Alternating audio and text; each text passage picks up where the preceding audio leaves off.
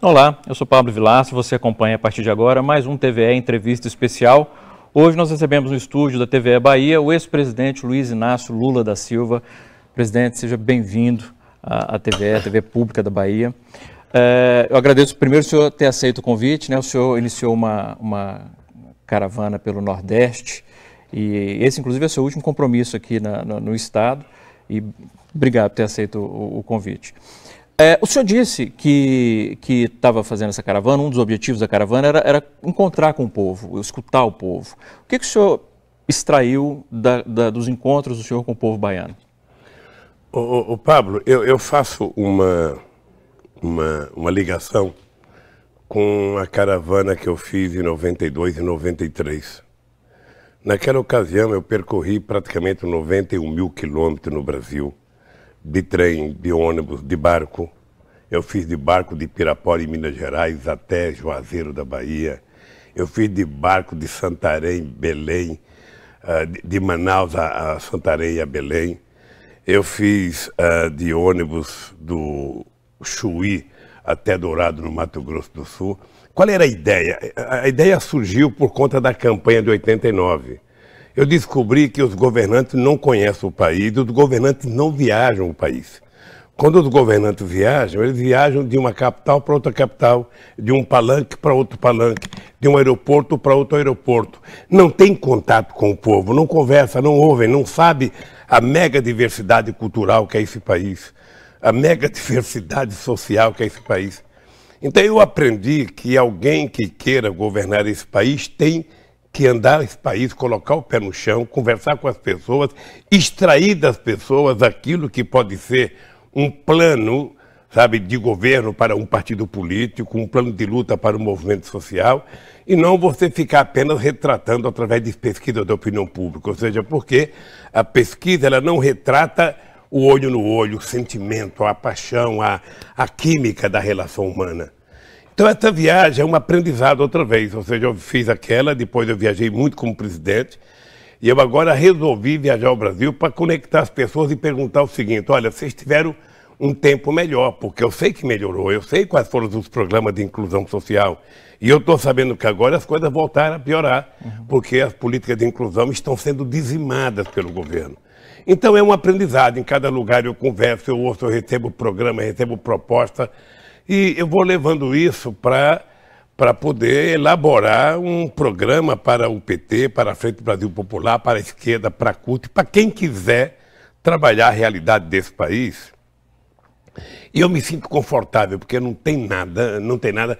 Eu hoje fico até preocupado, Pablo, porque as pessoas fazem muita política por WhatsApp, fazem política por Twitter, fazem política por e-mail, Eu acho que a política só pode ser feita se você, sabe, estiver tocando na pessoa, olhando na pessoa, vendo os olhos das pessoas, sabe, vendo o pulsar das pessoas, porque senão você não humaniza a política. Aliás, essa relação que o senhor tem com o povo fica muito clara nesse reencontro que o senhor teve com o garoto da foto icônica da outra campanha, agora ele já adulto, e é muito simbólico na primeira foto ele estendendo a mão para tocar o senhor, e agora... Aliás, é fácil a gente entender, mas só a gente entender como foi para ele esse reencontro. Como é que foi para o senhor esse reencontro com ele especificamente, e o que isso diz sobre o Brasil de antes e o Brasil de agora? Eu tinha vontade de encontrar com esse menino, porque esse menino, ele foi da campanha de 2006, se não me falha a memória, e essa foto foi muito utilizada na minha campanha e essa foto ganhou notoriedade. E eu falava sempre para a nossa prefeita, a Camacho, que depois ela virou deputada, que eu gostaria de encontrar com esse menino outra vez, para ver como é que ele estava. Porque eu tinha pedido para a prefeitura tentar ver, sabe, se vendia uma casa para esse garoto, ou seja, dar a ele o mínimo de possibilidade de ser cidadão, porra. E eu acho que eles cuidaram desse menino e eu encontrei com ele. Eu acho que eu fiquei mais emocionado do que ele. Porque ele está trabalhando, porque ele é agradecido ao PT da cidade, porque ele tem noção do que aconteceu com ele. Eu até quero ver o pai dele. Eu ainda vou a Lauro de Freitas para ver o pai dele, porque é essas coisas que gratificam um político, sabe? E sobretudo nesse instante, Pablo, que é preciso humanizar novamente a política, é preciso fazer com que as pessoas deixem um pouco do ódio, sabe, dentro do vaso sanitário, de descarga de manhã no ódio que está estabelecido nesse país, para a gente voltar a ser feliz. Não é porque o Bahia tem uma divergência com o Vitória no esporte, não é porque o Atlético e o Cruzeiro são inimigos dentro do campo, adversários, que quando termina o jogo a torcida vai se matar. Sabe? Então eu acho que nós temos que trabalhar nesse momento para o país voltar a ter paz, para as pessoas serem o que quiserem ser, ter a opção partidária que quiserem, a opção religiosa que quiserem, mas serem civilizados, se respeitarem, se tratarem e todos saberem que o Brasil precisa de todos. O Brasil não é um país de uma única cor. Então, essa caravana também contribui com isso, né? Para a gente tentar conversar com as pessoas e tentar humanizar a política. Tem muita gente querendo que o povo não goste de política, querendo que o povo odeie a política. Tem muita gente que diz que todo político é ladrão, que todo político não presta. E eu tento mostrar para o povo o seguinte: o Congresso Nacional de hoje é a cara do povo brasileiro no dia da eleição. No dia da eleição, se você tirasse uma fotografia do povo, você vai perceber que é a cara do Congresso Nacional. O povo estava com raiva, o povo estava com ódio, o povo estava nervoso. Então, não adianta a gente achar que o político não presta. É perguntar para você mesmo em quem que você votou. E aí você vai perceber que tipo de político você é, não político. Porque na hora que você vota, você vira um político. Então, eu dizia na campanha passada, a urna não é um lugar de depositar ódio. A urna é um lugar de depositar esperança, sonhos, de pensar no futuro. É assim que a gente constrói esse país. Aliás, eu quero conversar com o senhor também sobre essa questão do ódio. Eu acho que é extremamente importante, relevante, algo que me incomoda tremendamente. Qualquer um que tem uma vivência na internet, nas mídias digitais, percebe isso claramente. Mas antes, a TVE foi às ruas aqui de Salvador para ver o que o povo queria perguntar para o senhor. A gente selecionou 3 perguntas. A primeira vem do ambulante Sebastião Santos. Trabalho de ambulante há pouco tempo, que eu estou sem trabalho, sem emprego. Eu quero ver o que Lula vai fazer por nós, né? Que somos ambulantes, trabalhadores, que às vezes a gente está na rua, mas é perseguido de todo jeito. Então eu quero ver o movimento que ele vai fazer por a gente, né? Que ele trabalha, levar o dinheiro para casa, o pão, o dinheiro da água, da luz, que todo dia a gente só vê aumento, né? Ô Sebastião, você está com umas frutas bonitas aí no seu carrinho, hein? Se eu tivesse passado, ia comprar logo uma penca dessa banana, um pacote desse de mexerica. Olha, deixa eu te dizer uma coisa, Sebastião. O emprego, para mim, é a coisa que dá maior cidadania a um ser humano. Não tem nada que orgulhe um ser humano, seja homem ou mulher, do que ele trabalhar e no final do mês ele levar para casa o pão de cada dia às custas do seu suor. Isso dá dignidade às pessoas, isso dá a possibilidade da pessoa pensar em outras coisas. Porque quando a pessoa não trabalha, não tem emprego, levanta de manhã... Eu digo isso, Pablo, porque eu fiquei uma vez 1 ano e 5 meses desempregado.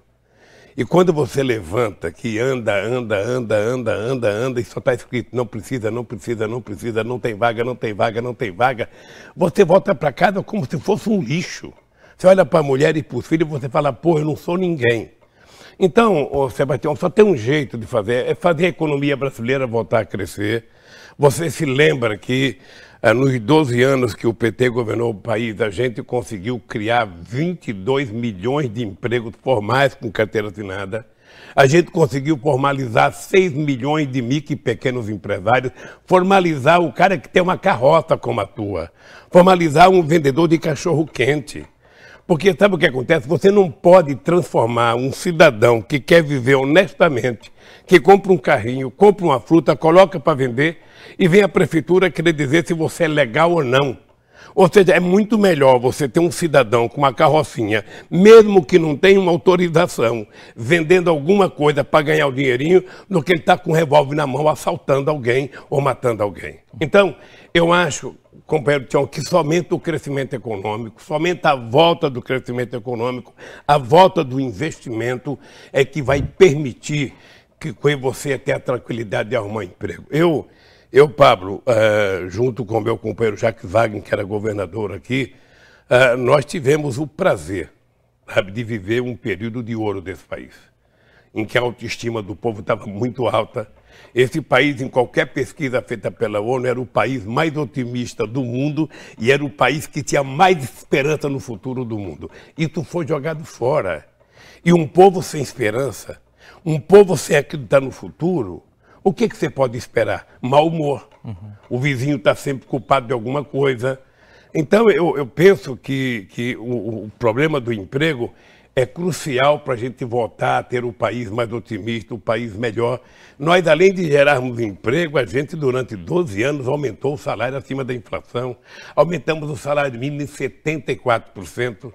Sabe? Uma demonstração de que o pobre não é o problema, o pobre é a solução quando você inclui o pobre a participar desse famoso mercado. O mercado não é para os banqueiros, o mercado não é para os investidores, o mercado é para quem trabalha, é para quem precisa.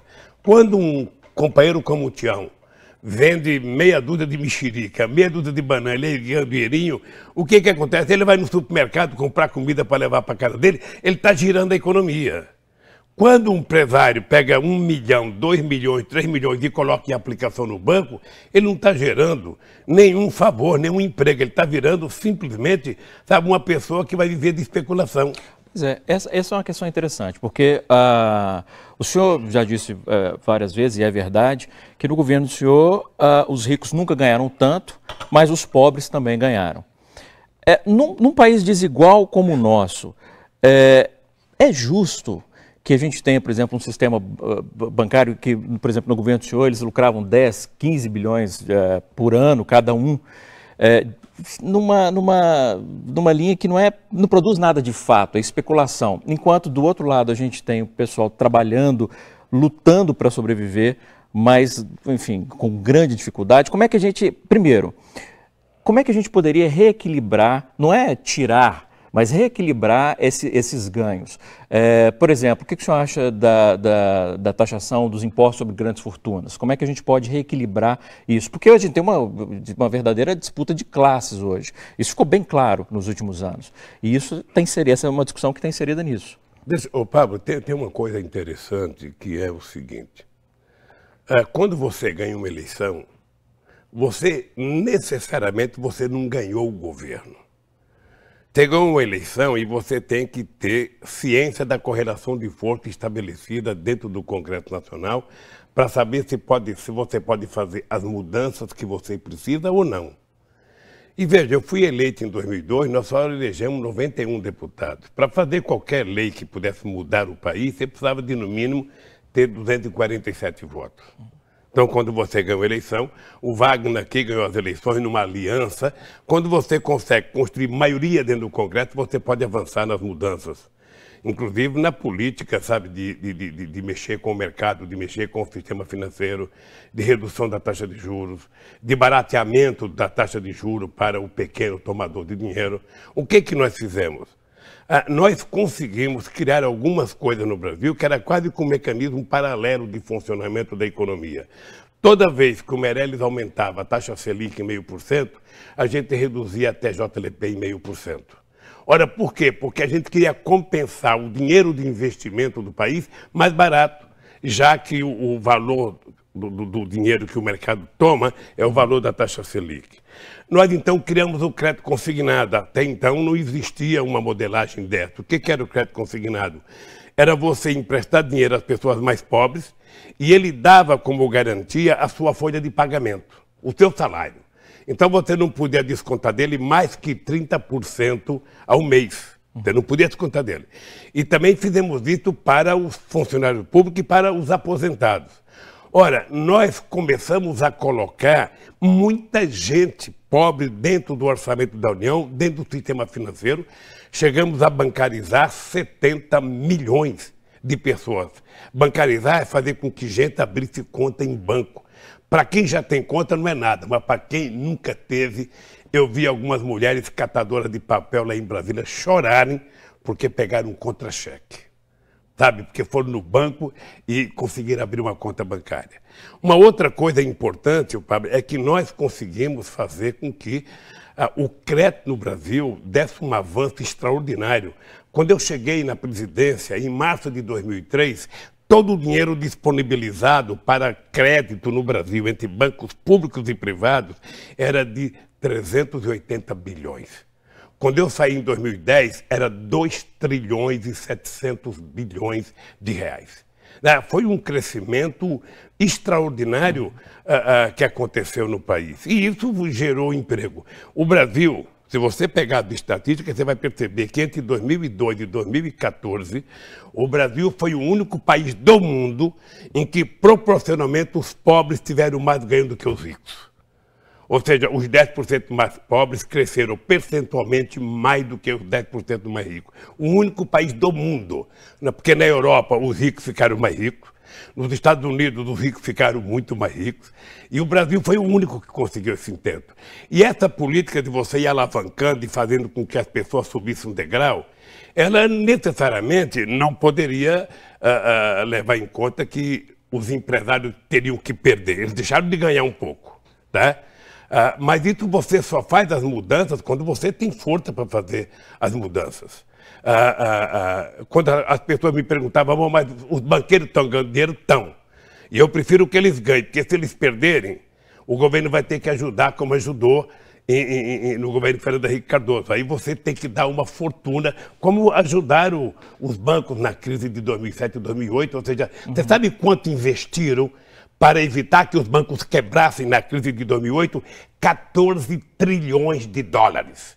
Se 14 trilhões de dólares tivesse sido utilizado para, investimento nos países em desenvolvimento, a gente teria, quem sabe, dado um salto de qualidade no crescimento econômico. Aqui no Brasil foi criado o PROE, para salvar o sistema financeiro. Então, eu dizia, eu prefiro ele crescendo, porque se ele quebrar, nós vamos ter que colocar muito dinheiro para não deixar quebrar o sistema financeiro. Mas, obviamente, Pablo, que nós temos que ter em conta que o país não pode ficar dependendo de um modelo econômico em que as pessoas ganham sem produzir um óculos, sem produzir um copo, sem produzir um parafuso. É o Pablo vendendo papel para o Lula, que vende papel para fulano, que vende papel para ciclano, que vai vendendo papel. Ou seja, é um monte de rolo financeiro que é feito, uma troca de papéis sem gerar um emprego. É isso que tem que acabar no Brasil. E é por isso que o Estado tem que ser o indutor do desenvolvimento. O Estado não pode, ficar, não, eu vou fazer PPP, eu vou vender. Agora querem vender o resto que a gente tem, querem vender a Petrobras, querem vender a BR para pagar a dívida do rombo que eles fizeram. Eu, sinceramente, não acredito que seja assim. Quando eu ganhei as eleições de 2003, Pablo, eu me juntava com 30 economistas a cada mês. Gente boa, da maior qualidade. Como diria um gaúcho, gente da melhor cepa. E ele dizia, Lula, você vai ganhar o Brasil não vai dar certo, o Brasil está quebrado, você não vai conseguir fazer nada. Eu falava, vocês são meus amigos, vocês estão me assessorando, e agora que eu estou perto de ganhar, você diz que eu não vou conseguir governar, então é melhor desistir. Não. Eu digo para todo mundo, sabe qual foi o milagre nosso no governo? Primeiro foi fazer o óbvio. Não inventamos nada. Fizemos tudo aquilo que todo mundo sabia que tem que fazer. Segundo, incluímos o pobre na economia. Incluímos o pobre na economia com programa adaptacional, com programa de puxadinho, com programa de compra de alimento, com aumento de financiamento da agricultura familiar, com crédito consignado, com geração de emprego, com aumento do salário mínimo. A hora que essas coisas começam a acontecer, todo mundo começa a sorrir. Sorriu o empresário. Você veja, nós saímos de 1.700.000 carros que a gente vendia por ano para quase 4 milhões de carros vendidos por ano. Então era todo mundo trocando. Você não via mais carro velho na rua. Mesmo aqui em Salvador, em Belo Horizonte, você não via, só carro novo. Tem gente que fala o seguinte, mas esse Lula fez uma política econômica baseada no consumo, tem que fazer uma política econômica baseada no crescimento industrial. E aí eu fico a me perguntar, e quero uma resposta, quem é que vai fazer política industrial se eu não tiver consumo? A pergunta é, primeiro você faz a indústria para depois criar o consumidor, ou você cria o consumidor para poder incentivar a indústria? Quem nasce primeiro, ovo ou a galinha? O dado concreto é que quando a gente criou possibilidade dos pobres virarem pequenos consumidores, tudo começou a funcionar nesse país. Os pobres começaram a entrar no shopping Guatemi. os pobres começaram a entrar no shopping Ibirapuera, em São Paulo. Aqui em Salvador, no shopping que só entrava madame, os mais pobres começaram a entrar e começaram a comprar coisa, começaram a comprar... Sabe, isso que torna um país feliz, alegre. Sem dúvida. E eu tenho orgulho disso. Vamos ouvir mais uma pergunta, presidente. Agora vem do técnico de enfermagem, Raimundo Azevedo. Ô Lula, eu sou Raimundo Azevedo. Eu gostaria de perguntar ao senhor, como ex-presidente, sendo candidato, em 2018, o senhor faria a mesma coisa que fez no governo anterior?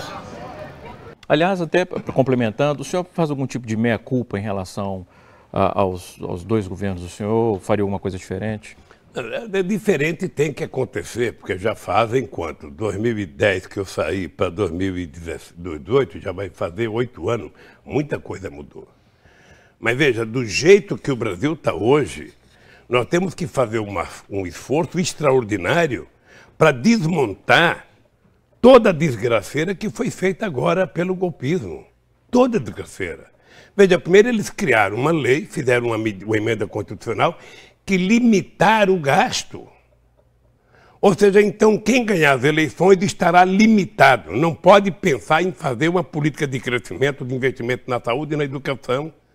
Sabe? Então, nós vamos ter que desmontar tudo o que eles fizeram, ou aquilo que for possível desmontar, para a gente retomar o crescimento econômico. Eu faria praticamente a mesma coisa, sabe, no sentido do desenvolvimento, de fazer com que a economia voltasse a crescer, voltasse a gerar emprego, voltasse a gerar renda, sabe?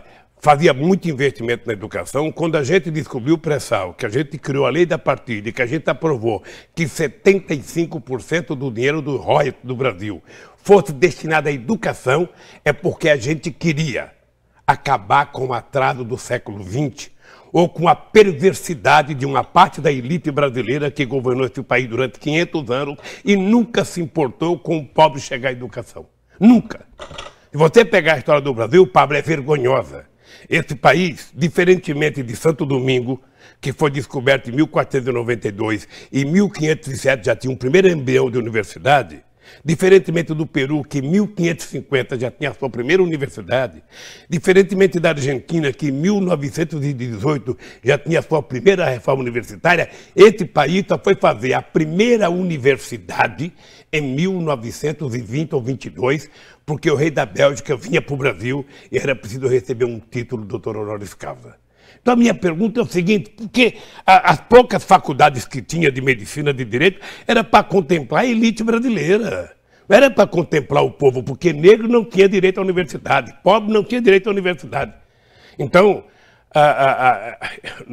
eu tenho na minha cabeça por que eu não fui na universidade. Eu tenho noção por que eu não pude estudar.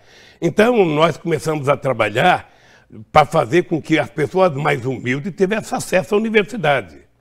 Eu fui agora na Unilab, lá em Cruz das Almas, a receber um título. Aí um vereador daqui entrou com um processo, a babaquice toda. Mas aí, no mesmo dia, eu vou num festival da juventude, Pablo, e uma negra, filha de quilombola, estava se formando em doutora. Porra, aquilo foi o título que eu precisava. Eu não precisava do título do doutor Cada. Eu precisava era daquilo. De ver uma negra nascida num quilombo virar doutora. Sabe, de ver as pessoas gritavam para mim, ô Lula, minha mãe é enfermeira e eu sou não sei das contas. Minha mãe é faxineira e eu sou não sei das contas. Meu pai é coveiro e eu sou não sei das contas. Porra, é isso que dá orgulho. É isso que permite você compreender que não há diferença na sabedoria entre o pobre e o rico. Não é sabedoria. Na hora que você coloca os dois no mesmo banco da escola, com o mesmo professor, e esse pobre estiver comendo as calorias necessárias por dia, aí nós vamos ver quem é mais inteligente. O ProUni mostrou que em 15 matérias avaliadas, todos os alunos do ProUni eram melhor do que os outros, porque estudavam mais e não queriam largar a oportunidade. Então nós conseguimos fazer coisas que eu acho que aí eu repetiria. O senhor falou agora da homenagem, o senhor recebeu lá também o Machado de Xangô. Recebi. Um companheiro professor, ele fez o Machado de Xangô para me carregar comigo, levar para casa, que aquilo vai, sabe, me dá muita sorte. E eu vou guardar aquilo com carinho, sabe? Até também porque serve de exemplo para que a gente acabe com o preconceito contra as religiões, sabe, que não são as tradicionais do Ocidente. Ou seja, você pega, a pessoa tem que aprender a respeitar a religião africana. E é isso que eu achei tão simbólico nesse presente. Eu respeito profundamente. Olha, uma vez eu fui num debate lá no Rio de Janeiro com um grupo de pastores. E aí um pastor começou a falar de um centro de terreiro que tinha no Rio de Janeiro, que era preciso acabar com o centro de terreiro, que era preciso acabar. Eu falei, companheiro, você está que nem Herodes. Sabe, o Herodes queria destruir, matar todas as crianças porque Cristo tinha acabado de nascer e o coitadinho foi obrigado a montar num jegue e sumir durante 30 anos para ninguém matá-lo. Quando voltou, sabe, crucificaram o coitado. Ou seja, então, você está igualzinho. Você quer crucificar, jogar a culpa do mundo em cima de um terreiro de Umbanda, em cima de uma religião africana? Para com isso, rapaz. Se você quer que a sua seja respeitada, respeita dos outros. Então, eu fui muito simbólico. Eu tive um encontro com a mãe de santo lá em Cruz das Almas. Elas me deram uns colares e falaram tanta coisa bonita que... por que não acreditar? Por que não acreditar? Eu prefiro acreditar, carregar aquilo comigo, carrego na minha bolsa, sabe? Como carrego um crucifixo que alguém me dá, como carrego a Nossa Senhora Aparecida, sabe? Eu sou um homem sem preconceito e sou um homem que aprendi a compreender que o gostoso da nossa passagem pela Terra é a gente conviver com os diferentes. Mais uma pergunta, dessa vez da estudante Inara. Oi Lula, eu sou a Inara, sou jovem, mulher negra, estudante e eu vejo tanto em casa, na rua, no próprio colégio, várias mulheres sendo agredidas e a gente percebe que é gritante o número do feminicídio aqui no Brasil e essa é a minha pergunta, qual a medida que você quer para poder combater esse feminicídio que está sendo avassalador aqui no nosso país? Bom, além do feminicídio, você tem a cultura do estupro que está crescendo nesse país de forma absurda, ou seja, e a violência com a mulher, seja no mundo do trabalho, seja dentro da sua própria casa. Veja, quando eu sancionei a Lei Maria da Penha em 2010, eu fiz a campanha tentando mostrar para as pessoas que nenhum homem tem que levantar uma mão para agredir uma mulher, qualquer que seja a circunstância. Eu até contava um caso. A minha mãe, que a gente poderia dizer que quem não estuda é ignorante, a minha mãe nasceu e morreu analfabeta. Mas a minha mãe dizia assim, meu filho, se um dia você casar e você levantar a mão para bater na sua mulher, é melhor você sair de casa e ir embora. Porque a mulher não nasceu para apanhar do marido. Então, isso norteou um pouco a minha vida. Então, a Lei Maria da Penha eu achei que ia diminuir, mas não diminui, porque é uma questão cultural. A ignorância, a falta de informação, a falta de aprendizado a partir da escola. A meninada poderia começar a ter aula para aprender, sabe, a perceber, sabe, a convivência entre os contrários, a respeitar a atividade de cada um, mas não acontece, lamentavelmente não acontece. Eu acho que não é a polícia que resolve isso, é a educação que resolve. A polícia pode resolver os casos mais gritantes, mais exorbitantes, mas o que vai resolver, na verdade, é uma boa formação cultural dentro de casa, dentro da escola. Lamentavelmente, a escola no Brasil, por N razões e, sobretudo, porque tem uma pressão religiosa muito grande, a escola não ensina coisas que deveria ensinar para as crianças.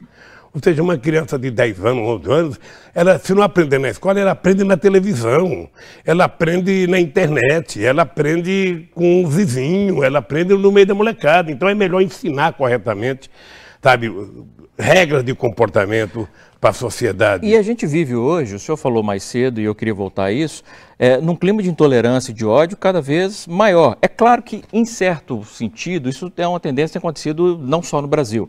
A gente vê agora os últimos eventos dos Estados Unidos com um ressurgimento inacreditável do neonazismo, em público os caras expondo um preconceito violento e absurdo, mas no Brasil a gente tem muito isso e de certa maneira isso é representado muito até pela figura, por exemplo, do Jair Bolsonaro.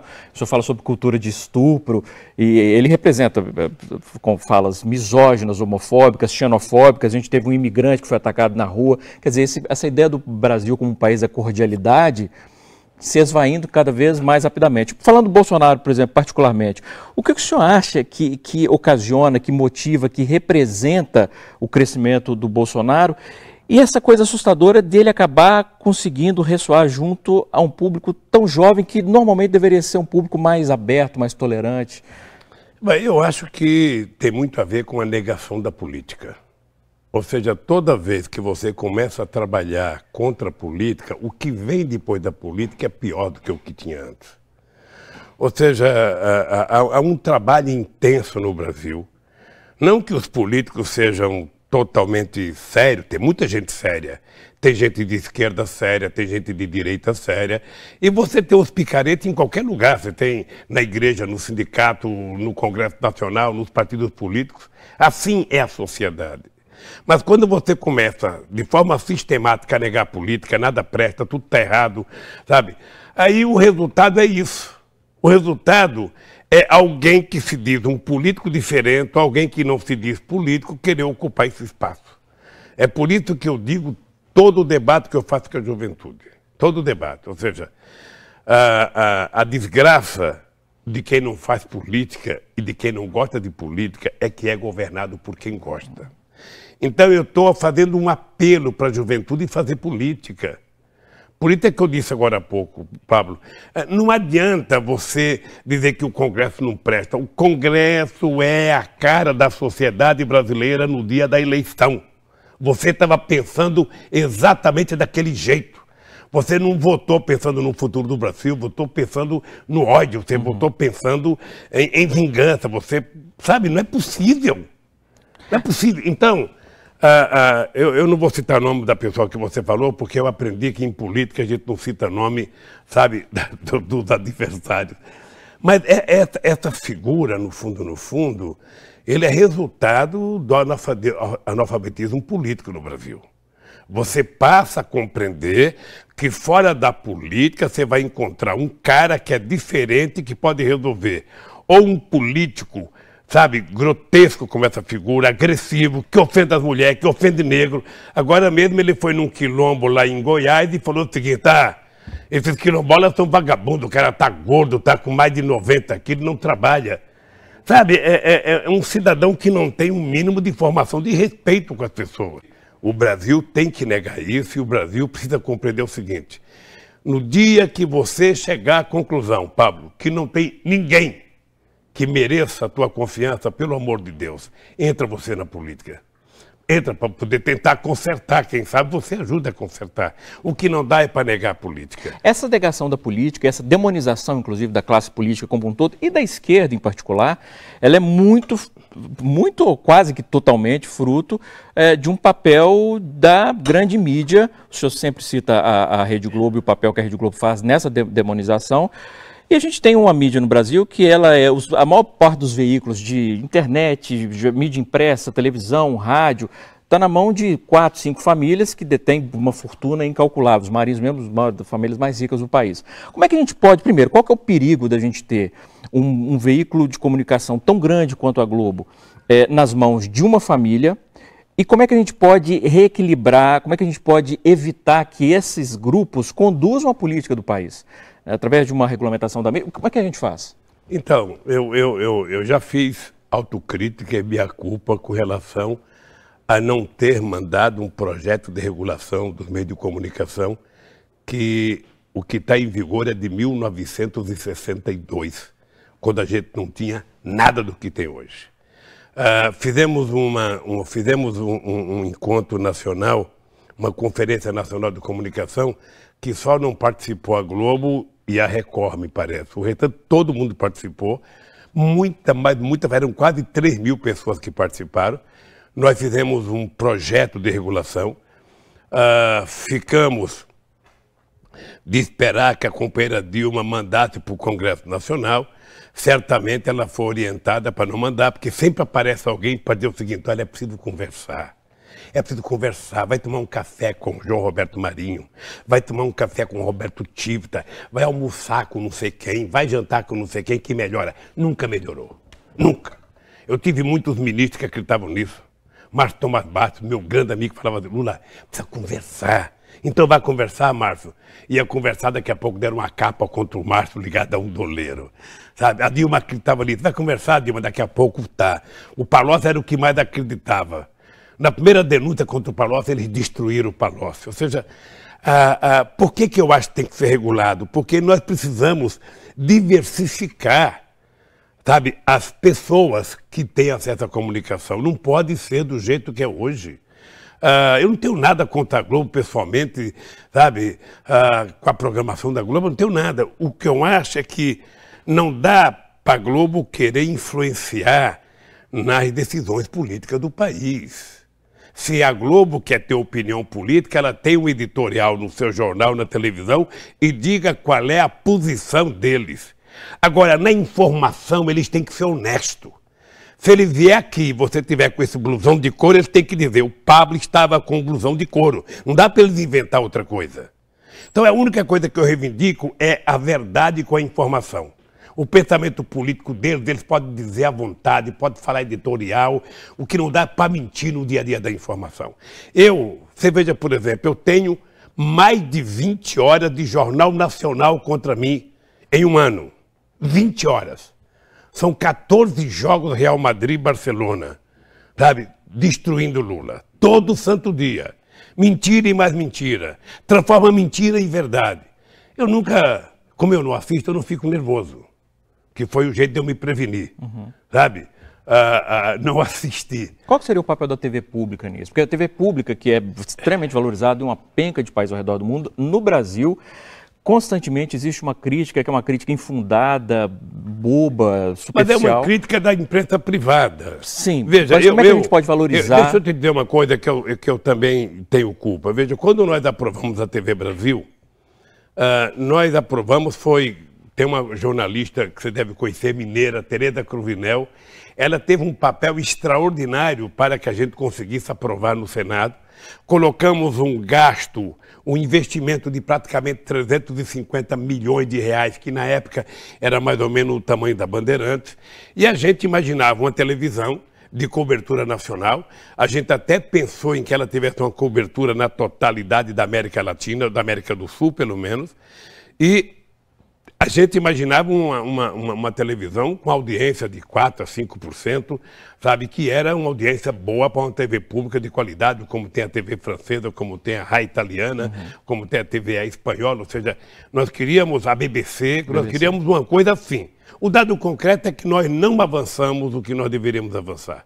Não avançamos. Essa é uma dívida que eu tenho com a minha consciência. Eu não queria uma televisão para falar bem do governo, eu queria uma televisão para falar bem das coisas que acontecem nesse país positivamente. Eu, por exemplo, fico olhando a Globo, eu vejo a propaganda da Globo com Criança Esperança, que é um programa bonito, que é um programa que trabalha junto com a Unicef. Porra, mas a Globo, ela consegue destruir o Bolsa Família, ela consegue destruir qualquer política, sabe, de inclusão social que o Wagner fez aqui na Bahia. Ela consegue negar qualquer política de inclusão que nós fizemos. Quando ela fala de educação, ela fala do programa dela. Ela não fala do que o governo fez. Ela nunca disse que eu sou o presidente que mais fiz universidade na história do Brasil. Ela nunca disse que na Bahia tinha uma universidade, agora tem 6. Que a Bahia tinha uma escola técnica, agora tem 35. Nunca fala que nós temos de 3 milhões de habitantes, de estudantes, para quase 8 milhões. Então, ela vê do Criança Esperança como se fosse a solução mais extraordinária para os problemas sociais que envolvem as famílias pobres e as crianças. Quando, na verdade, é um programa, sabe? Se ela me desse o espaço que ela tem para pedir a arrecadação do Criança Esperança, para fazer política social, a gente arrecadaria 50 vezes mais, porque a gente tem mais credibilidade. Então, O que me incomoda é isso. Eles trabalham sempre a negação das coisas. Eu, de vez em quando, vejo um programa da Globo falando da agricultura, nunca citou o governo, mesmo sabendo que o programa foi feito pelo governo, ou pelo governo da Bahia, ou pelo Wagner, ou pelo Rio, ou pelo Lula, ou pela Dilma, nunca citou. Nunca. Quando é ruim, é o governo. Quando é bom, é do Divino Espírito Santo. Quando a gente fala sobre, o senhor mencionou há pouco o Bolsa Família, a gente tem hoje um governo que eu considero golpista, e um dos motivos que eu acho que é inegável que seja um governo golpista é o fato de que nós temos hoje um programa de governo que é, por exemplo, de acabar com as políticas públicas, de investimento em política pública, que vai de encontro ao programa que foi eleito na última eleição. Quer dizer, acho que é um negócio incongruente, um programa que é eleito e 2 anos depois é o oposto que está no poder com o partido que perdeu nas eleições sendo aliado. Mas é a realidade, infelizmente, que nós temos hoje. Como é que a gente pode reverter isso? E dentro dessa luta para reverter isso, como é que a esquerda pode se unir dessa coisa até meio utópica, porque a esquerda está fragmentada, é até uma coisa que faz parte da própria forma da esquerda agir, mas como é que a gente pode criar uma frente real da esquerda sem essa fragmentação, essas brigas internas, e entender que há momentos em que existe um combate que é mais importante, que une todos os espectros da esquerda? Olha, primeiro, a direita também está dividida no Brasil. Só para você ter ideia, de 32 partidos, a direita tem 28. Significa que eles estão divididos. O que facilita a unificação deles? São os propósitos. O que dificulta a esquerda? É a elaboração de um programa unitário. Nós agora estamos numa fase de discutir programas unitários, ou seja, eu sei que a Frente Brasil Popular está fazendo programa, o PT está em campo desafiando os estados a partir de um modelo de desenvolvimento regional, fazer um programa de desenvolvimento nacional. Eu sei que a Frente Povo Sem Medo do Guilherme Boulos está fazendo um programa, está convidando gente para participar. O pessoal está trabalhando a questão do programa. Eu espero que em algum momento haja uma unificação. Eu espero que em algum momento haja uma unificação. Espero que a gente consiga ter uma candidatura que unifique todo mundo e um programa. As pessoas costumam falar o seguinte: bom, o que interessa é o programa e não o candidato. Não é verdade. Não é. Um mau programa na mão de um bom candidato não dá em nada. E um bom programa na mão de um mau candidato não dá em nada. Porque tem uma diferença, Pablo, na política que é preciso ser compreendida. Uma coisa é o que você fala, uma coisa é o que você grita, uma coisa é o que você, sabe, diz todo dia no palanque. A outra coisa é a política real. Quando você ganha, quando você é oposição, você todo dia fala: eu acho que tem que fazer aquilo, eu penso que tem que fazer aquilo, eu acredito que tem que fazer aquilo. Quando você ganha, você não acha, não pensa e não acredita, você faz ou não faz. E o mandato é só de 4 anos e você não consegue parar o relógio. O tempo vai passando e você tem que ir fazendo, e você tem que ir fazendo. E o povo é muito generoso, porque o povo no primeiro ano ele dá total credibilidade a você. No segundo ano ele começa a cobrar. Se você não fizer, já começa a ter uma vainha para você no lugar. No terceiro ano você tem que fazer, porque senão você não ganha no quarto. Então, você tem um tempo real da política. Tá? Você tem o tempo real. Você pode pegar um modelo bem-sucedido da política aqui, na Bahia com Jacques Wagner. Primeiro, sabe, eu não acreditava que ele fosse ganhar as eleições no primeiro mandato dele. Eu queria que ele ficasse meu ministro. Falava: Wagner, fica de ministro. É difícil ganhar do carlismo lá. Pois o Galego vem, ganha no primeiro turno, depois é reeleito no primeiro turno e depois ainda reelege o Rui no primeiro turno. Pô, vá, sabe, ser sabido assim em outro lugar. Então, e aqui teve políticas públicas extraordinárias. Sabe, você vê o que está acontecendo de obra na Bahia, mesmo sem dinheiro federal, o governo estadual está fazendo as coisas. Sabe, porque é um estado bem gerenciado, é um estado bem administrado. O Wagner escolheu esse Rio, e esse Rio é muito esperto, sabe? É um cara altamente competente. E, se Deus quiser, ele vai continuar aí por mais um tempo aí para poder não deixar a Bahia voltar para trás. Uma coisa, Pablo, que a gente aprende na política é o seguinte: olha, para você fazer as coisas corretas, você tem que construir dentro da sociedade, uma expectativa que eles se sintam co-participante. Porque se você faz coisas boas, mas o povo não se sente pai daquilo, criador daquilo, aquilo tem pouca importância. Mas quando ele sente que ele participou, que ele deu um palpite, que ele ajudou a deliberar, as coisas vão de vento em popa. Só para você ter ideia, eu fiz 74 conferências nacionais. A minha política de cultura de 2007 a 2010 foi decidida numa conferência que teve milhares de conferências municipais, milhares de conferências estaduais, ou melhor não, teve milhares de conferências municipais, teve conferências em todos os estados, e aí nós fizemos um encontro em Brasília com mais de 3.000 pessoas, em que nós aprovamos aquele programa chamado Mais Cultura. Né? A política de saúde era assim, a política de segurança era assim, a política para cuidar de deficiente era assim, a política para cuidar dos negros era assim, para cuidar de LGBT era assim. Eu lembro que quando nós fizemos a conferência de LGBT, uma parte da minha segurança e do meu gabinete não queria que eu fosse. Ah, Lula, você vai, e se alguém te der um beijo? Veja o que é o preconceito. E se homossexual pegar e te dar um beijo? Eu falei, qual é o problema? Aí eu fui, um encontro maravilhoso, tinha mais de 2.000 pessoas, e eu não esperei ninguém me dar um beijo, eu fui beijar as pessoas. Porque é com gesto que você quebra preconceito. Sem dúvida. Sabe, é com gesto que você quebra, não é com palavra. E essa, a gente volta à questão do candidato, porque é uma diferença muito clara, por exemplo, como o senhor lida com o povo nas ruas e como outros candidatos. Isso é algo que é inquestionável até para qualquer espectro que o senhor esteja, é factível, não tem como não observar isso. Mas existe hoje, obviamente, um esforço colossal para impedir que o senhor se candidate. A gente tem, inclusive, um judiciário hoje que ele é inquestionavelmente partidarizado, politizado. Tentaram impedir que o senhor recebesse uma homenagem, tentaram impedir que o senhor recebesse uma doação. Então, é claro que eles vão tentar impedir que o senhor, o Moro, numa sentença questionada por grande parte dos maiores juristas brasileiros, questionando a lógica ou a falta de lógica da sentença. Primeiro, como é que a gente lida com o judiciário, que é um dos piores tipos de ditadura possíveis, que você não tem a quem recorrer? E segundo, numa contingência do senhor não conseguir ser candidato, que a gente tem que considerar isso, porque eles estão lutando para isso. O senhor vê alguma alternativa? O senhor vê tem algum plano de contingência? Por exemplo, o que o senhor acha, o que o senhor diria, por exemplo, do Ciro Gomes, que vem se posicionando como um candidato, um pré-candidato declarado? Ô, Paulo, eu tinha prometido a mim mesmo que nessa caravana eu não ia falar de eleição e não ia falar da Lava Jato, até porque eu tenho que voltar para São Paulo e dia 13 de setembro eu tenho um depoimento em Curitiba.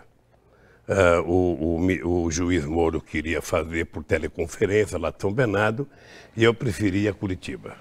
Eu não quero distância dos meus problemas, eu quero proximidade dos meus problemas. E eu fico me perguntando qual é o dia que as coisas vão ficar esclarecidas. Porque para mim é muito pesado, pessoalmente, e eu faço um esforço muito grande para aguentar a marimba, ter a vida política que eu tenho e de repente eu ser condenado por lavagem de dinheiro, por formação de quadrilha, por uma mentira inventada pela Polícia Federal, pelo Ministério Público da Lava Jato e pelo Moro que aceitou o processo. O Moro dá uma sentença que diz que o apartamento não é meu, mas, sabe, me condena 9 anos e meio, sem nenhuma explicação. Por quê? Porque na tese deles, eles não precisam de provas. Eles construíram uma tese. Qual é a tese? A tese é aquela do PowerPoint. O PowerPoint é a nave-mãe.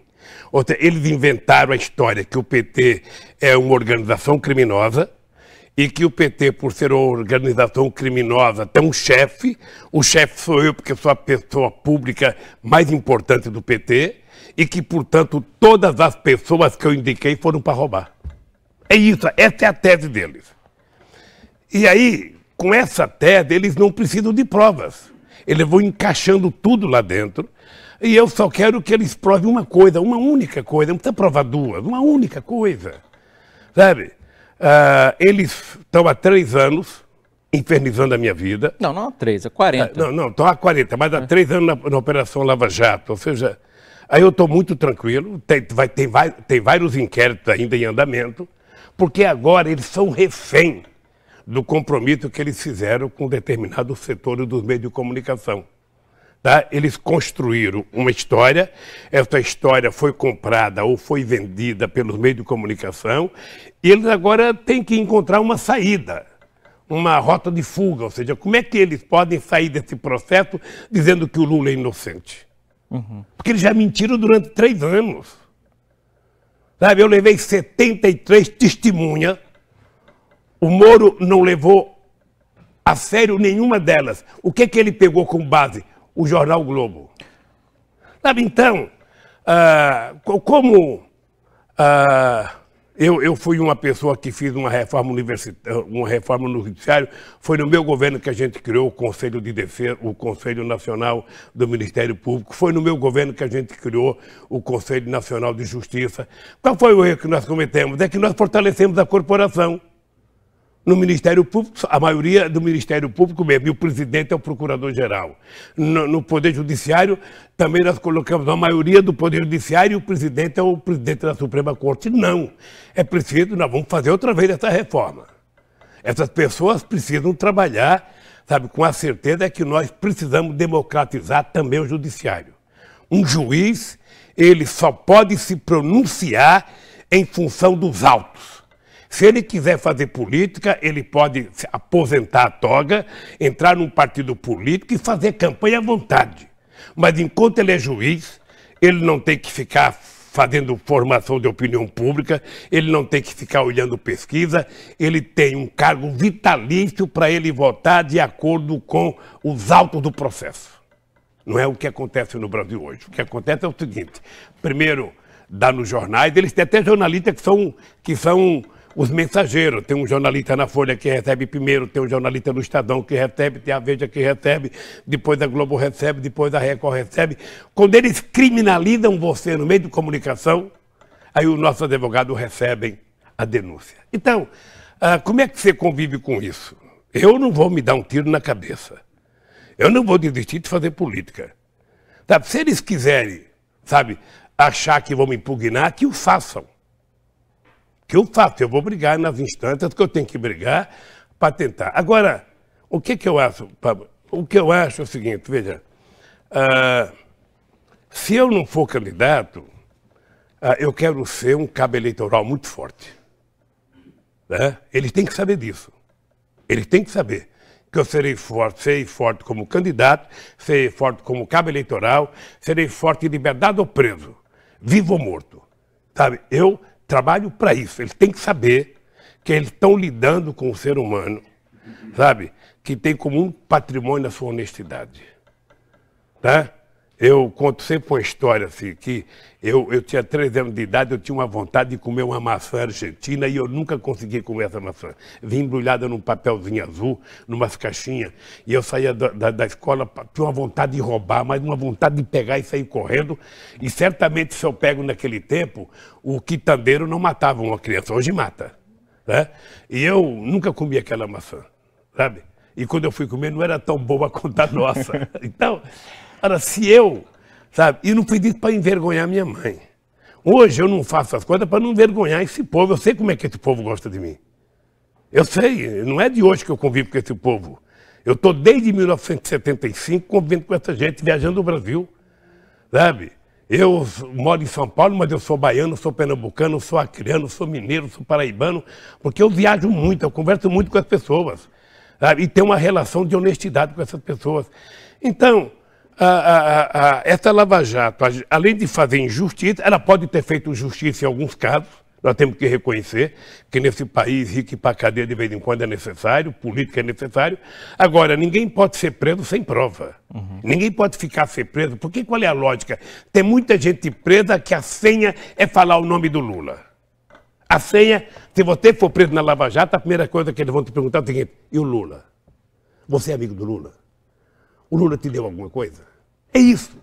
É isso. Veja, faz 3 anos, até agora, eles não encontraram um empresário que dissesse que me deu 10 centavos. E sabe por que não deram? porque eu nunca pedi. E nunca dei chance para eles pedir. Na minha testa nunca teve escrito, me ofereça que eu aceito. Tá? Então, agora, essa gente tem que medir o prejuízo que estão dando ao país. Já são 14 milhões de desempregados. Hoje as empresas da construção civil, as empresas de engenharia, elas poderiam ser investigadas, você poderia prender o dono, pessoa física, mas você não tinha que acabar com a pessoa jurídica, com a empresa. A empresa poderia estar trabalhando, gerando emprego, gerando salário. Prenda o dono, mas deixa a empresa funcionar, sabe? Eles estão quebrando tudo, a indústria naval, a Petrobras, a indústria de engenharia. Eu não sei onde que eles vão parar. Não sei. Depois vai acontecer o seguinte, nós vamos fazer uma conta. Quanto que essa gente arrecadou da corrupção e qual foi o prejuízo que o país teve? Isso vai ser medido. E aí nós vamos saber o seguinte, se vai ter candidato ou não, nós vamos ter que esperar. Eu não tenho nenhum problema de apoiar um candidato que todo mundo, que o PT, sabe, queira apoiar. Agora, é preciso saber quem é quem, qual é o compromisso das pessoas. A única coisa que eu peço a Deus é que a gente chegue forte, com saúde em 2018, para a gente eleger alguém que conserte esse país cuidando do povo. A palavra correta é o seguinte, quem é que vai cuidar desse povo? E cuidar do povo é cuidar dos mais pobres. Cuidar do rapaz da carroça que está vendendo camelô. Essa gente precisa do Estado. Essa menina precisa do Estado, que o Estado tem que garantir saúde, educação para ela, cultura, sabe? Quando é que a gente vai ter uma política cultural? Porque uma das formas que a gente vai ajudar a diminuir, sabe, o genocídio contra meninos negros na periferia desse país é você ter uma forte política de cultura. É você ter espaço para essa meninada frequentar. É você ter sonho de que ele vai poder ter um emprego, de que ele vai poder estudar. Enquanto a gente não fizer isso, não é aumentando o efetivo da polícia que vai cuidar do jovem. Dê a ele um espaço saudável para ele dançar, para ele cantar, para ele brincar, para ele ficar à tarde, para ele ficar à noite quando ele não está estudando. Dê possibilidade dele trabalhar que você vai ver como é que é a coisa. E aí sim, aí a polícia precisa ter uma formação, uma educação. Você pega um cidadão comum, dá um cursinho de 3 meses para ele, forma ele policial, ele não ganha sequer o que comer. Ele sai para trabalhar com a mulher sem ter leite para dar para as crianças, dá uma arma na mão, sabe? Ele também tem medo. Qualquer coisinha ele está tirando. É preciso melhor formar os nossos policiais.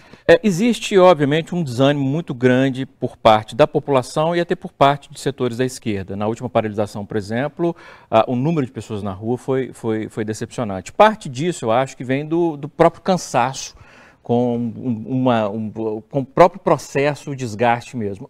A outra parte vem da demonização, mas há uma certa desesperança, de modo geral, da esquerda, e o que é fácil de compreender. A gente tem um judiciário comprometido, um legislativo comprometido, um executivo comprometido, e fica aquela insegurança. A quem recorrer? Como é que a gente pode reenergizar essa esquerda para ela voltar às ruas? Olha, eu estou tentando fazer a minha parte. Se você pudesse acompanhar a caravana, você ia poder sentir a quantidade de energia em cada evento que acontece. Porque a caravana é um pouco para falar de esperança, para falar de conquista, e obviamente que tem uma pitadinha de bordoada nos adversários, né? Porque também isso não é fazer política só se esquecendo o do adversário. Mas você tem razão, Pablo, porque hoje você não tem nenhuma instituição com credibilidade. Sabe, você não tem, porque, veja, você não tem o Poder Judiciário, você não tem o Congresso Nacional, você não tem o Poder Executivo, os partidos políticos, ou seja, aconteceu um fenômeno novo nas últimas pesquisas, do Pablo, que é o seguinte. Primeiro, com todos esses ataques que estão acontecendo em cima de mim, eu estou crescendo. Segundo, o PT é o único partido que cresce. O PT hoje é um partido que tem, das pessoas que se manifestam politicamente, 20% das pessoas acham que o PT é o partido, sabe, melhor do Brasil. O PSDB, o PMDB praticamente não aparecem na pesquisa e os outros não aparecem mesmo. Significa que o PT é quase que o único partido nacional que tem vida. O PMDB não é um partido nacional, o PMDB é um partido regional. É a tribo da Paraíba, a tribo da Bahia, a tribo de Pernambuco, a tribo do Acre, ou seja, o PT não, o PT é um partido nacional. Então, Em dezembro de 2014, eu disse para o PT, olha, vocês têm que tomar cuidado porque há uma tentativa de criminalizar o partido. Até entraram com um pedido para que o PT fosse tornado ilegal. E só tem um jeito da gente combater, é ir para a rua. Tá? É ir para a rua. Eu pedi à direção do partido que fizesse um debate sobre a Lava Jato para explicar os dirigentes do PT o que é a Lava Jato, porque só pelo jornal você não compreende. Então levamos uma série de advogados para poder debater, para ir para a rua, para energizar a sociedade. Eu, durante muito tempo, Pablo, no sindicato, eu era chamado de levanta moral. O pessoal fazia greve, e uma greve é legal no primeiro dia, no segundo dia, no terceiro, mas no 10º dia, quando o patrão negocia, a greve fica desanimadora. Então o pessoal começa a querer parar. E aí o pessoal falava, Lula, está precisando de você ir na porta da fábrica levantar a moral da tropa. E eu ia para a porta de fábrica me esguelar. E na verdade, eu estou viajando para tentar levantar a moral do time. Sabe, para levantar a moral, a única coisa que não pode acontecer nesse instante, Pablo, é a gente baixar a cabeça. Por que há um desânimo? Porque quando você faz proposta que as pessoas percebem que aquela proposta não é possível de ser executada, quando você faz uma greve que você perde, o dirigente sindical vai na Assembleia e fala a luta continua, o povo não acredita, a luta foi derrotada, você voltou a trabalhar, vai trabalhar quietinho. Agora, veja, a gente começou fora Temer. Não, primeiro, não vai ter golpe, teve golpe. Segundo, fora Temer, ele já está com um ano, acaba de ganhar no Congresso Nacional o direito de terminar um mandato. Então, ao invés da gente ficar discutindo o que já aconteceu e já passou, nós temos que construir qual é a proposta. O ideal seria que você tivesse eleições diretas já. Você não vai ter, porque você não tem força para fazer uma emenda constitucional aprovando. Então, o que você precisa trabalhar é organizar a sociedade para garantir que tenha 2018. Porque não está certo que a gente vai ter 2018. Se o objetivo de tudo que está acontecendo no Brasil é tentar evitar, sabe, segundo eu vejo nos artigos, que é para eu não ser candidato, nós vamos saber se vai ter 2018, vamos ver como é que a gente vai chegar no mês de março, abril do ano que vem. Aliás, muitos dizem isso claramente. Eu já vi gente, por exemplo, discutindo em rede social, falando sobre tem que ter eleição direta já. Já falei, não, mas se tiver eleição direta, o Lula vai ser candidato. Falei, mas é assim que funciona a eleição. Alguns são mais ousados, alguns dizem não pode ter, porque senão o Lula vai ganhar.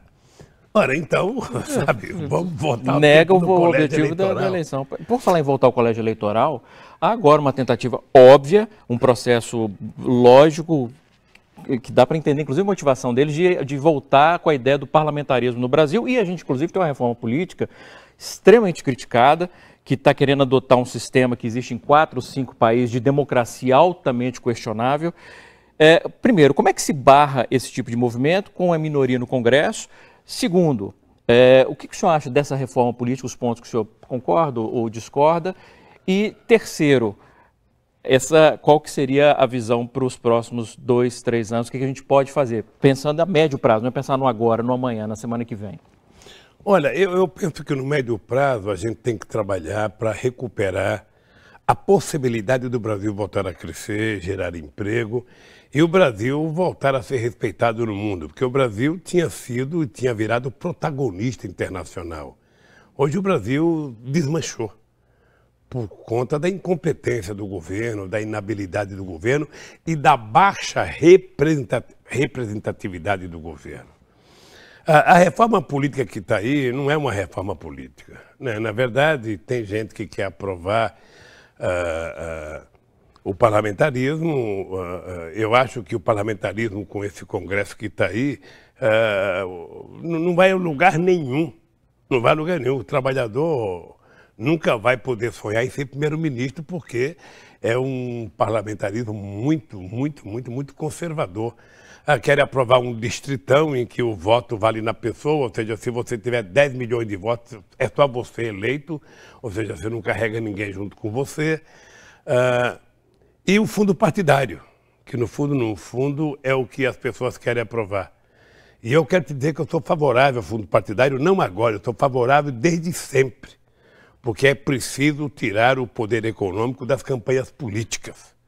Os empresários são contra, estão fazendo campanha contra o fundo partidário. Por quê? Porque eles querem ser financiador da campanha para poder ter uma bancada dentro do Congresso Nacional. Então, a forma mais honesta de você fazer uma campanha é você saber que o dinheiro vai ser público, que cada candidato vai ter, se custa 50 centavos o voto, 10 centavos, R$1, todo mundo está sabendo, os partidos assumem responsabilidade, presta conta, tem fiscalização do que aconteceu, o que está acontecendo agora, sabe? Agora você vai descobrindo a cada dia quem deu dinheiro para quem forneceu quem apoiou quem, sabe? Então é mais honesto deixar as coisas claras.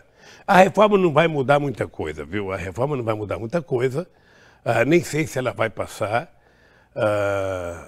O parlamentarismo já foi derrotado 2 vezes em plebiscito nesse país e será derrotado quantas vezes for necessário. Aliás, você viu um outro partido, enfim, nem vou citar, que tentou vender a ideia publicamente de que o parlamentarismo envolveria, inclusive, tentando convencer o povo que votar para presidente e primeiro-ministro, quer dizer, que não é parlamento, que ideia é essa? Que é uma mentira óbvia de um sistema que não existe em lugar nenhum no mundo. Pablo, no fundo, nesse tempo de crise, cada um fica dando um palpite, cada um fica inventando, cada um quer ser o descobridor do ovo de Colombo. Sabe, o que nós precisamos é de gente séria fazendo política. O que nós precisamos é de partido com cara pública fazendo política. O que nós precisamos é que as pessoas tenham um programa que seja compreendido pela sociedade. Eu ainda ontem disse para as pessoas, daqui para frente, quando você for votar num deputado, você tem que exigir dele qual é o comportamento dele durante o mandato. Diga algumas coisas que são prioritárias e peça para essa gente votar. Sabe, porque não é só votar porque é contra ou só votar porque é a favor. É votar porque a figura que está pedindo o voto vai cumprir um programa que te interessa. Você tem que saber o que o cara pensa a nível de educação, o que o cara pensa a nível de xenofobia, o que o cara pensa a nível de LGBT, o que o cara pensa a nível, sabe, dos programas de inclusão social, o que o cara pensa de tudo. E aí faz um voto compromissado para você depois cobrar da pessoa. Então, nós estamos nessa situação. Falta gente com credibilidade para governar esse país. Quando esse país tiver alguém que tenha credibilidade, as coisas começam a voltar à normalidade se essa pessoa tiver o bom senso de começar a juntar as pessoas de bem nesse país. Não importa que seja de direita ou que seja de esquerda, mas tem muita gente de bem. Tem muita gente que quer pensar o Brasil, tem muita gente que está cansado, sabe, dessa brigaiada, tem muita gente que está cansado dessa disputa, sabe, que termina causando prejuízo ao povo brasileiro. O senhor acha que tem volta para esse clima de ódio que a gente vive hoje? Eu acho que é possível a gente consertar isso. Deixa eu te falar uma coisa, Pablo. Eu disputei muita eleição e a sociedade é mais ou menos dividida assim. Hoje no Brasil você tem 30% petista em qualquer circunstância. Você tem 30% antipetista em qualquer circunstância. E você tem 30, 33, 35, que é aquela sociedade que se move de acordo com a política de convencimento que você tenha. Ou por conta de uma proposta, seja ela de cultura, de educação, de saúde, ou seja... Então, na verdade, o que está em disputa no Brasil é sempre 30% a 35% do eleitorado, porque tem uma parte muito definida. Como o PT disputou 89, 94, 98, 2002, já está provado que 30% o PT tem. O PT está hoje no Brasil como... O Partido Comunista Italiano teve a vida inteira, era 30%, o 30% era o maior partido comunista do Ocidente, era grande liderança, mas não passava de 30%. Ou seja, quando ele conseguiu fazer um arranjo para o centro e para a direita, ele conseguiu chegar ao governo. O PT, em 2002, quando eu fui candidato, eu dizia para o PT, ó, eu só sou candidato se a gente tiver condições de falar para os outros 20% que falta para mim, porque 30% eu já provei que eu tenho, eu preciso é 20%, porra. Aí eu fui atrás do Zé Alencar, sabe, que deu uma contribuição excepcional, um homem extraordinário, era um empresário de 17 mil trabalhadores, que ele chegava em reunião de empresário de 30 trabalhadores, sabe aquele pseudo-empresário que era contra o Lula, e ele dava cada discurso, ele desmoralizava os caras que tinham medo do Lula, sabe? E nós conseguimos ganhar. Depois, em 2006, eu ganhei, a Dilma ganhou em 2010. Significa que há a possibilidade de mudar. A possibilidade. Eu, às vezes, acho que Na Argentina aconteceu isso, em outros países aconteceu, um setor da classe média não suportar, no primeiro momento, a ascensão dos mais pobres. Sabe, isso é um problema. Os mais pobres começaram a frequentar o parque da cidade, que era frequentado só por uma parte da elite, né? Os mais pobres começaram a frequentar teatro, que era frequentado só pela elite. Os mais pobres começaram a ir em restaurante, sabe, em shopping, que era frequentado só por uma parte da classe média alta. Os pobres começaram a entrar dentro do avião, começam a chamar aeroporto de rodoviária, sabe? Então, tem um tipo de gente que, no primeiro momento, ele tem medo da ascensão do mais pobre. Ou seja, o pessoal do andar de cima tem medo que o povo chegue lá em cima. Mas eu acho que isso também é possível de se convencer a sociedade que quanto mais os pobres evoluírem, mais eles vão evoluir também. Ele não está mais pobre porque o cara mais pobre está mais próximo dele. Ele tem mais gente consumindo, significa que ele vai ter mais gente trabalhando, significa que ele vai poder ter emprego melhor. Sabe, essa é a ascensão natural da sociedade. Não precisa ter uma pessoa dormindo na sarjeta para eu poder ser da classe média, pô. Eu posso ser da classe média, sabe, com um cara, sabe, trabalhando no mesmo lugar que eu trabalho. Um outro problema é que tem uma parte da classe média brasileira que tem um peso muito importante na política, que ela não ganha como patrão, ela sabe que ela é empregada, mas ela quer ter os mesmos costumes do patrão. Ela quer viajar para o mesmo país, ela quer tirar as mesmas férias e viajar não sei para onde, ela quer ter... Sabe? E aí é incompatível com o salário, as pessoas ficam nervosas. E agora com a internet, eu tenho uma tese com a internet, Pablo, que é o seguinte: hoje o cara paga conta pela internet, o cara compra pizza pela internet, o cara manda buscar comida no restaurante pela internet, tudo o cara fez pela internet. Quando o cara abre a porta do apartamento e tem que chamar o elevador com o dedo, ele já começa a ter inimigo. Porra, tem um cara que vai entrar no elevador comigo, que cara chato. Aí ele pega o carro, quando ele sai da garagem dele, tem um cara parado na rua. Puta, esse cara está me atrapalhando. Ele não percebe que é ele que pode estar atrapalhando o outro. Mas ele vai jogando a culpa, então o ser humano está ficando desumano. É engraçado o ser humano, a coisa mais grave nisso é que eu estou conversando com você aqui, fazendo a entrevista, e tem gente olhando o celular, porque o celular é mais importante. Sabe? Você vai para um restaurante, sabe? Não sei se aconteceu com você, você vai para um restaurante, senta numa mesa 4 ou 5 pessoas, sabe? Ao invés de alguém contar a piada, cada um pega um celular e começa a viajar com a China, a falar com um parente não sei aonde. Ou seja, o que menos importa é quem está perto. O que menos importa. Sabe? E assim é a humanidade. Na minha casa, por exemplo, eu tenho 4 filhos, eles vão em casa. Aí eu penso que eles vão para conversar comigo, eles vão porque eu estou viúvo, eles estão com saudade de mim, sabe? Ah, coitadinho do Lula. Nada, chega lá em casa, cada um pega um tablet, cada um pega um jogo e fica brigando entre eles, e o Lulinha fica esquecido lá no canto, bicho. Sabe? Então, é esse mundo que a gente está criando. Eu cheguei na casa do Jacques Wagner uma vez, sabe? Eu fui jantar lá com o Jacques Wagner, eu cheguei e tinha um casal de jovens, acho que filho da pessoa que trabalhava com o Wagner.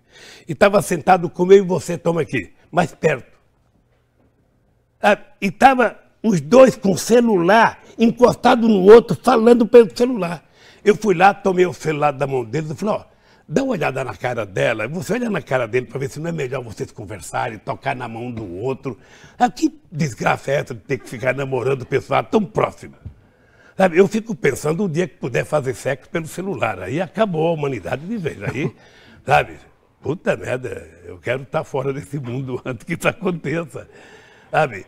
Então, eu acho que é possível, Pablo, a gente fazer o mundo voltar, sabe, a ser mais alegre, as pessoas serem mais humanas, mais amorosas, as pessoas terem paixão, as pessoas terem tolerância, sabe? Pô, sabe? Eu ia na porta de fábrica de manhã, sabe, só para falar bom dia para a peãozada. Eu adorava entregar o jornal, bom dia, companheiro, bom dia, tem um bom serviço, tal, não tem das contas. Hoje, no sindicalismo, nós avançamos tanto que você não faz mais isso. Você vai lá, coloca um pacote de jornal em cima da linha de produção e a linha leva o jornal, desumanizou o jornalzinho, não fala mais bom dia. Então, as pessoas não falam mais bom dia. Então, eu acho que o mundo precisa voltar, a gente abrir a porta, ver o vizinho, bom dia, companheiro, tudo bem, tá, dê um bom dia, vai trabalhar, sabe? As pessoas estão tudo nervosas, um xingando o outro, às vezes desce e mata, sabe? Ou seja, eu acho que é possível a gente reconstruir esse país. Para isso é preciso as pessoas voltarem a ter esperança. E ter esperança é as pessoas perceberem que a economia vai voltar a crescer, que ele vai poder ter acesso ao emprego, que ele vai poder ganhar um salário, que ele vai poder voltar a estudar, que ele vai ter a certeza de que vai ter um emprego melhor. É isso que as pessoas querem. As pessoas não querem muito. As pessoas querem uma casa, querem um emprego, né? As pessoas querem um carro, as pessoas querem fazer uma viagem uma vez por ano, as pessoas querem aquilo que é elementar, que alguns têm de mais e outros têm de menos. Então, nem ter de mais e nem ter de menos, ter cada um pouco e a gente resolve o problema do Brasil. Eu acredito nisso, acredito piamente nisso, trabalho para isso. Eu, às vezes eu não esqueço nunca de uma vez eu estava fazendo um comício no Rio de Janeiro e eu descia do palanque. Eu estava lá, acho que era na Candelária, e eu estava fazendo um discurso sobre a reforma agrária e eu chegava a babar. Porque nós vamos fazer a reforma agrária ampla e radical sob o controle dos trabalhadores. Aquilo babava ódio assim. Aí eu desço do caminhão, uma senhora que devia ter naquela época a idade que eu tenho hoje, 71 com a cara de 30, ou seja, aí a mulher falou: ô Lula, você sabe que eu gosto de você, você sabe que eu sou sua eleitora, agora, pô, não dá para você ser mais calmo quando você falar num tom mais suave, não dá para você falar reforma agrária tranquila e pacífica, não é melhor do que... E foi engraçado que aí eu fui para a campanha, fizemos uma pesquisa se o povo queria reforma agrária ampla e radical sob o controle dos trabalhadores ou o povo queria reforma agrária tranquila e pacífica. 83% queria reforma agrária tranquila e pacífica.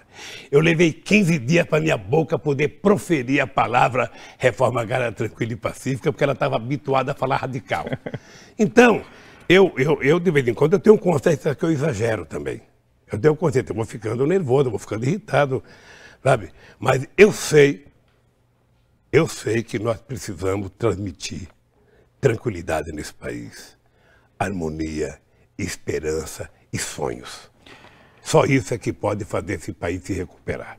Presidente, muito obrigado, um privilégio poder conversar. Mas deixa eu te contar uma coisa antes de você Claro. terminar. É que eu saio da Bahia contagiado pela alegria do povo baiano. Eu, sinceramente, não conheço nenhum lugar do mundo que tenha um povo da qualidade do povo baiano. É um povo alegre, é um povo... Eu disse uma vez no Teatro Castro Alves, num comício aqui, eu acho que na outra encarnação eu nasci baiano. Porque eu não conheço, eu conheço bem o Brasil. Não tem nenhum povo no Brasil com a alegria do povo baiano. Não tem. Mesmo tendo problemas, sabe, mesmo estando desempregado, o baiano é alegre. É alegre, é saudável, é gostoso de conviver, sabe? É leve. Eu concordo. Sabe?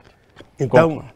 querido, eu quero te agradecer, sabe? Pedir desculpa se eu falei demais, porque... Não, eu acho ótimo. É bom que meu trabalho não tive que fazer nada, só quero ouvir. te agradecer o fato de você sair de Gramado e vir participar dessa entrevista aqui.